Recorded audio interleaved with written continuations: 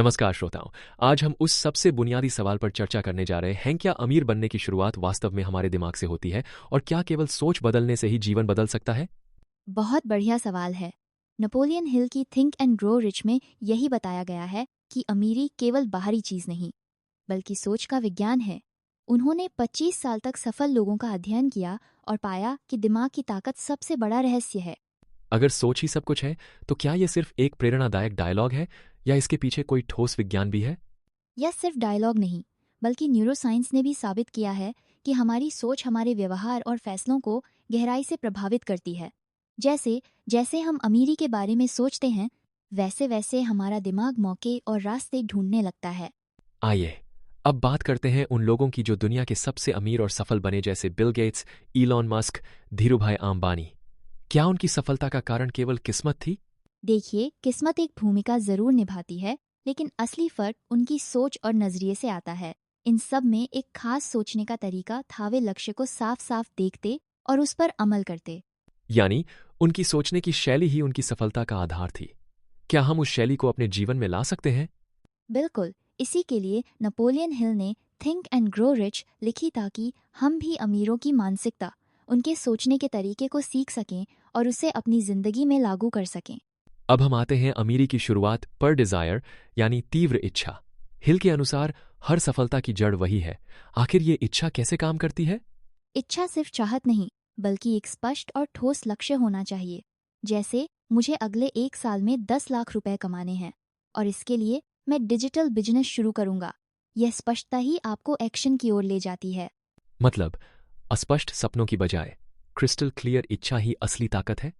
बिल्कुल, जब आप जानते हैं कि क्या चाहिए, कब चाहिए और क्यों चाहिए, तो आपका दिमाग खुद खुद रास्ता ढूंढने लगता है। मनोविज्ञान भी यही कहता है कि स्पष्ट लक्ष्य से मोटिवेशन और फोकस दोनों बढ़ते हैं। डिजायर के बाद अगला कदम है फेथ यानी विश्वास। पर विश्वास लाना इतना आसान भी नहीं होता है ना? सही कहा, पर विश्वास पैदा किया जा सकता है। उदाहरण के लिए, रोज खुद से कहें, मैं सफल हो रहा हूँ, मैं आर्थिक रूप से आजाद बन रहा हूँ। यह सेल्फ एफर्मेशन आपके अवचेतन मन में नए विश्वास बोता है। कुछ लोग इसे खुद को धोखा देना मानते हैं, लेकिन क्या विज्ञान इसका समर्थन करता है? जी हाँ, मनोविज्ञान में सेल्फ फुलफिलिंग प्रोफेसी कहा जाता है। हम जैसी सोच बार बार दोहराते हैं, वैसा ही व्यवहार और परिणाम सामने आने लगते हैं। विश्वास सिर्फ भावना नहीं, एक्शन ट्रिगर भी है। फेथ के साथ ही आता है ऑटो सजेस्शन यानी आत्म संकेत देना। क्या केवल शब्द दोहराने से ही बदलाव आ सकता है? देखिए, ऑटो सजेशन का मतलब है हर दिन अपने लक्ष्य का बार बार उल्लेख करना, लिखना, बोलना और महसूस करना। इससे दिमाग उसके अनुरूप काम करने लगता है। यह ठीक वैसे है जैसे बीज बोने के बाद उसे लगातार पानी देना। क्या इसका कोई वैज्ञानिक आधार है? जी हाँ, repetition rewires the brain. Repeated affirmation से न्यूरल नेटवर्क्स मजबूत होते हैं। इसलिए बार बार लक्ष्य दोहराने से दिमाग अपने आप मौके और रास्ते देखने लगता है। अब बात करें इमेजिनेशन और नॉलेज की। नेपोलियन हिल कहते हैं कि अमीर लोग कल्पना के दम पर दुनिया बदलते हैं। आप क्या सोचते हैं? बिल्कुल, वे केवल किताबों का ज्ञान नहीं, बल्कि व्यवहारिक और स्पेशलाइज्ड नॉलेज का इस्तेमाल करते हैं। जैसे स्टीव जॉब्स ने कला और तकनीक का मेल कर आईफोन बनाया है। कल्पना और ज्ञान दोनों की मिसाल है। तो क्या केवल पढ़ाई काफी नहीं, बल्कि व्यावहारिक अनुभव भी जरूरी है?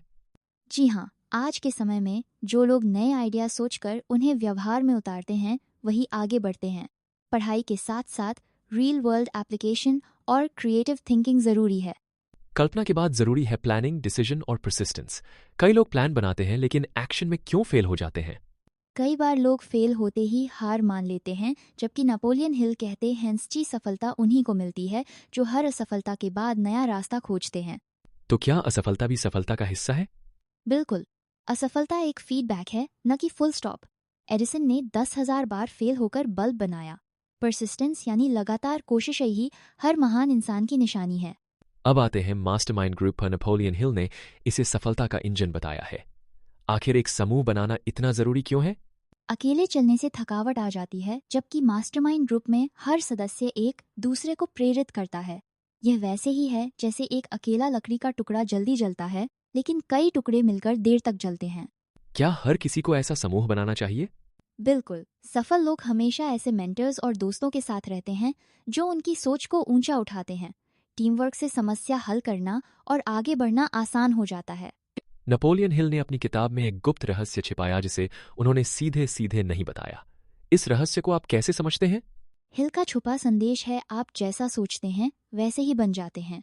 अगर आप खुद को गरीब मानते हैं तो आपका दिमाग उसी हिसाब से काम करेगा, लेकिन अगर खुद को अमीर समझेंगे तो नए मौके दिखने लगेंगे। यानी सोच बदलौतीजे बदलेंगे? बिल्कुल। मनोविज्ञान में इसे कॉग्निटिव फ्रेमिंग कहते हैं। जैसे जैसे आप अपने सोचने के तरीके को बदलते हैं, वैसे वैसे आपका व्यवहार और परिणाम भी बदलते हैं। आज की चर्चा को समेटते हुए, अगर कोई श्रोता अभी से सोचकर अमीर बनना शुरू करना चाहे तो पहला कदम क्या हो? सबसे पहले अपने लक्ष्य को स्पष्ट लिखिए। रोज खुद को एफर्मेशंस दीजिए और ऐसे लोगों के साथ रहिए जो आपको प्रेरित करते हैं। याद रखिए, हर बड़ा बदलाव छोटे छोटे कदमों से आता है। और क्या कोई एक एक्शनेबल टिप चाहते हैं आप श्रोताओं को देना?